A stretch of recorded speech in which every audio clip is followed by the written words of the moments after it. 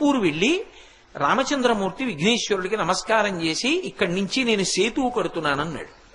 వెంటనే మేనమామ కదా మరి శ్రీ మహావిష్ణువు రామావతారంలో వచ్చారు, మనుష్యుడిగా ప్రవర్తిస్తున్నాడు, అందుకని మేనమామనంటే ఒప్పుకోడు. అందుకని విఘ్నేశ్వరుడు ప్రత్యక్షం అయ్యి అన్నాడు, ఇక్కడి నుంచి కట్టద్దు, ఇక్కడి నుంచి సేతువు కడితే చాలా దూరం అవుతుంది, ఇంతకన్నా కొంచెం దక్షిణంగా ముందుకు వెళ్ళి అక్కడి నుంచి సేతువు కట్టు, కడితే ఇది తిన్నగా లంకాపట్టణంలో రావణాసురుడి అంతఃపురం ముందుకెడుతుంది, నీకు కష్టం తగ్గుతుంది, దూరం తగ్గుతుంది, లంకాపట్టణం యొక్క కీలకమైన ప్రాంతానికి సేతువు చేరుతుంది, అందుకని అక్కడి నుంచి సేతువు కట్టన్నాడు. అక్కడి నుంచి రాముడు సేతువు కట్టి ప్రయాణం చేసి వెళ్ళాడు.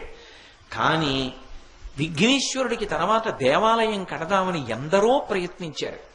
కానీ అక్కడ గుడి కడదామన్నా, గోడ కడదామన్నా, తలుపు పెడదామన్నా ఆయన ఒప్పుకోడు, విఘ్నం వస్తుంది. ఎందుకని అంటే చాలా మందికి కళ్ళలో కనపడి చెప్పాడు, నా